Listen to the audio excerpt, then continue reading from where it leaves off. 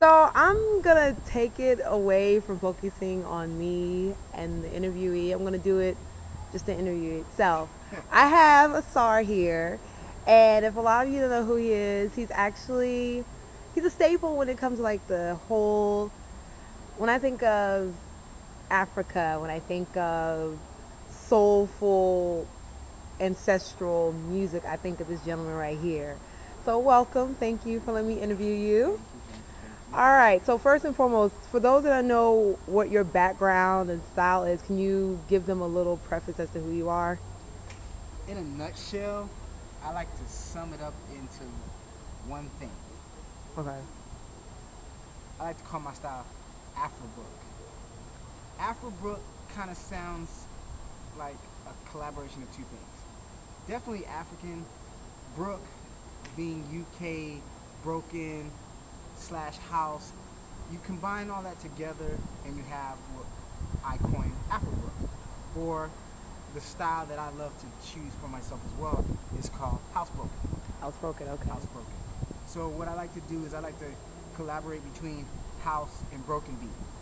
Um, I play everything, but house and broken beat I mostly focus in with an African background. So you might hear a lot of re-edits, a lot of mashups, a lot of beautiful African recordings that go deep into the archive of Africa, but then also the modernized side of Africa too, coming out of the UK, Japan, you know, Germany, and just putting those things together and calling it Afrobrook slash house. Oh, that's what's up. Now, for those that don't know about whom you are in Atlanta, I know. Now, correct me if I'm wrong. Didn't you start off in California? Yeah, give you a little rundown. I'm from California. I moved to Atlanta in '98, Okay. beginning of '98. Uh, I started actually getting more into DJing once I lived in this loft right downtown on Peter Street called the Shallow Grave. Yeah. Okay. And, you know, it was like 5 DJs. They were all either uh, cats from the VI or they were heavily into reggae. So it was like roots and culture versus uh, uh, just dance hall all night till 5 o'clock in the morning every day. Wow. So you have the whole setup, and it's just like, okay, with my interest already being in music back home, here's an opportunity for me to focus. I reconnected with a friend of mine named X-Row, who was part of a crew called the Vinyl Junkies, which Yeah. eventually I became a member of that group um, at the beginning of '98. So from that point, I just started getting more into my music, started getting a major record collection because my first inspiration was always my mother. My mother was a hell of a DJ, in which I think it was like maybe about 3 years ago, she actually became her first internet DJ. And I was just like, go mom. You know, it really kind of freaked me out. But I ended up getting more into vinyl collecting and started building a really, really solid collection. And as we as the Vinyl Junkie started establishing events here in town, I started playing out here and there in town. Fast forward, eventually what ended up happening was I had a friend who was at WRG at the time with Freeman. And she was like, you know what, I really love your music. You should really apply for our radio show class. I was like, okay, that's cool. So I applied, took the class, and got into starting to formulate what my show was going to be, which I eventually ended up creating the Calicuta show. Rewind a little bit, during that time, I was a dancer first, and eventually would go out to the events, and Kemet became one of my inspirations, you know, as a dancer because of the music that he was playing. So eventually what ended up happening is he brought me on to his birthday party that he would do off of Trinity. So that initially got me into the major aspect of the scene of doing the first beginning of Spread Love. Because Spread Love is a little older than 5 years old. Yeah. So it started out as his birthday party. And since then, I've been playing Spread Love continuously, now with a centralized focus on the Fela Anikulapo Kuti tribute. So as I got on WRG now, which I'm about to come up on my 5-year anniversary. All right. Tabone, DJ Tabone, he was also in the same class that I was. So we eventually ended up getting on the same strip, which is called the Global Drum Beat. So what I did with the Calicuta show, it focuses on funk, jazz, Afrobeat, rare grooves, house, and broken from all over the diaspora. So the music that I would play would be, say if it was any of those particular genres, each of those series had a funk coming out of Japan, a funk coming out of Germany, a rare groove coming out of UK, a rare groove coming out of Brazil. And I would give you the global diasporic experience within the music, at the same time still conveying a message of music being the weapon of the future, but also allowing for LTD's Love to the World Yes.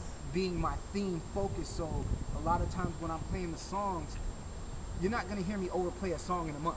I might play it once or twice in the month because I love it so much. But outside of that, there's so much music to cover that it's actually a love to the world. All right. Reintroducing you back to music. That's what's up. Now, who are some of your biggest, just run out a top 5, I always do this, a top 5. Who are some of your faves? Top 5. Whether it's DJs, producers, singers, when it comes to global soul. I'll break it down like this. DJ wise. Okay. Okay, we'll start there. I have to start with DJ Kimmett in Atlanta. Yeah, okay. Because I learned something about him when I played DC back in the summer of 2010. This man has a style that if you don't know DC, you don't know Kimmett and his style. Because it's so well-rounded in every aspect of every genre. So when you're talking about an all-around DJ, that's who he is. So he would be my number 1 choice. My number 2 choice would be Daz IQ. That's dude. That's the dude. He has a way of digging deep into his collection and clowning with it. He's like, ooh, look at this, look at this. Look at this, look at this. And then while he's just bobbing his head like, Going with it, going with it. Going with it, right?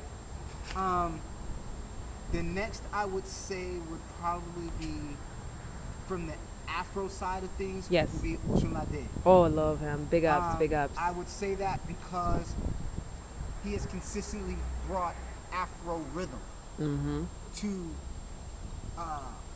the DJ culture. So when you start looking at it from that perspective, you got to give him that credit.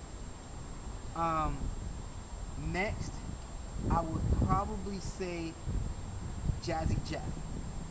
Jazzy Jeff because he is so precise when it comes to the technicals of cutting and scratching, delivery. The man is amazing. It's 3, right? 4. It's 4. Last but not least. Last but not least, I would have to say. Tough, huh? It's tough, but you know, I would have to go back to the West Coast. I'm sorry. Don't know. I'm going way back. I'm gonna say, and God rest in peace his soul, Greg McAttack Moore. Greg McAttack Moore was the hip hop DJ on the first hip hop station in California, in Los Angeles, called 1580 K-Day.